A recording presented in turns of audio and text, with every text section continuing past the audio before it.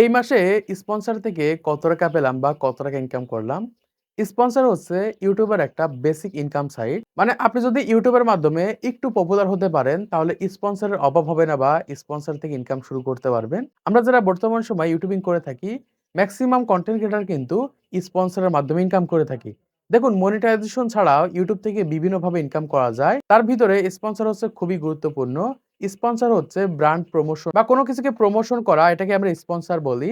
আর এই স্পন্সরের মাধ্যমে প্রত্যেকটা ইউটিউব চ্যানেল থেকে ইনকাম করে থাকে যাদের ইউটিউব চ্যানেলে একটু ভালো পরিমাণ সাবস্ক্রাইবার রয়েছে এবং যাদের পপুলারিটি রয়েছে তারা সবাই কিন্তু স্পন্সর থেকে ইনকাম করে। তো আমি কিভাবে স্পন্সর থেকে ইনকাম করলাম এবং কত টাকা ইনকাম করলাম সেটা আজকে ভিডিওর মাধ্যমে বলে দিব। এবং যারা ইউটিউবিং শুরু করেছেন, ইউটিউব চ্যানেল রয়েছে, আপনারা কিভাবে স্পন্সর পাবেন, কিভাবে স্পন্সর থেকে ইনকাম করবেন সেটা আপনাদেরকে জানিয়ে দিব। ভিডিওটা মনোযোগ সহকারে দেখেন।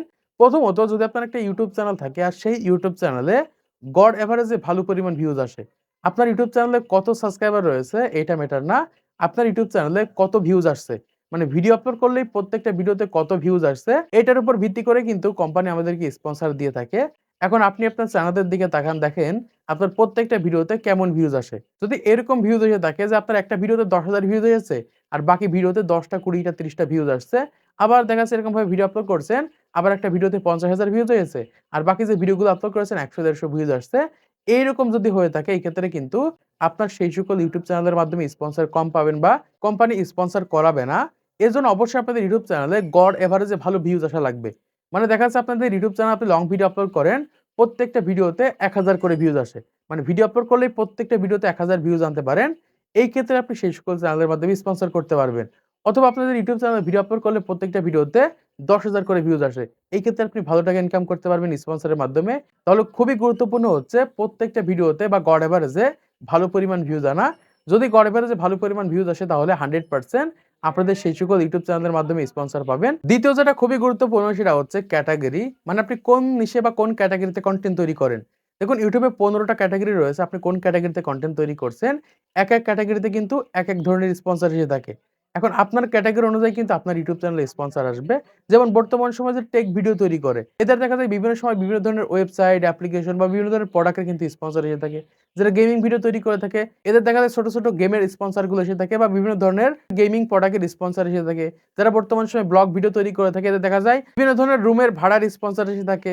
আপনি কোন জায়গা থেকে ঘুরতে গেছেন, সেই জায়গার রুমের ভাড়া কত বা কোন গাড়িতে যাবেন, কোন গাড়িতে কত টাকা ভাড়া, এই সকল গাড়ির কোম্পানিগুলো বা এই সকল রুমের কোম্পানিগুলো কিন্তু আপনাদের স্পন্সর দেবে যারা এরকমভাবে ব্লগিং ভিডিও তৈরি করে থাকেন। এমনকি যারা বর্তমান সময়ে ফুড ব্লগিং ভিডিও তৈরি করে থাকেন, রান্না-বান্নার যে বিষয়গুলো হয়ে থাকে, বিভিন্ন ধরনের রাইস কুকার বা এই ধরনের যেসব বিষয়গুলো রয়েছে, এই সকল বিষয়ের স্পন্সর হয়ে থাকে। এরকমভাবে কিন্তু ক্যাটেগরি বেস করে কিন্তু স্পন্সর এসে থাকে। এখন আপনি কোন ক্যাটেগরিতে কনটেন্ট তৈরি করছেন, সেইটার উপর ভিত্তি করে কিন্তু আপনাদের ইউটিউব চ্যানেলে স্পন্সর আসবে।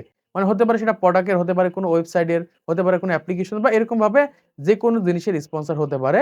এমনকি যারা বর্তমান সময়ে নিউজ টাইপের কনটেন্ট তৈরি করে বা নিউজ টাইপের যে কনটেন্ট গুলো হয়ে থাকে, এগুলোতে বেশিরভাগ সময় দেখা যায় যে টিভি সিরিয়ালের যে এড গুলো এসে থাকে, সেই সকল এডের স্পন্সর গুলো বেশি এসে থাকে। এজন্য আপনি কোন ক্যাটেগরিতে কনটেন্ট তৈরি করছেন, সেটার উপর ভিত্তি করে কিন্তু স্পন্সর আসবে।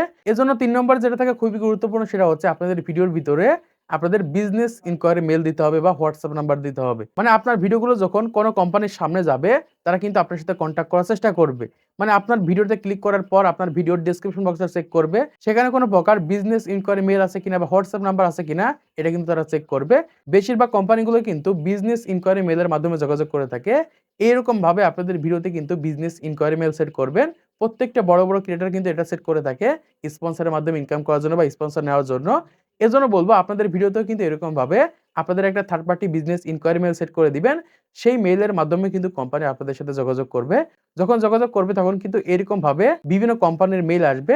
আপনি এখান থেকে তাদের সাথে যোগাযোগ করবেন। দেখুন, মূলত এরকমভাবে একটা চ্যানেলে স্পন্সর এসে থাকে বা স্পন্সর আসে।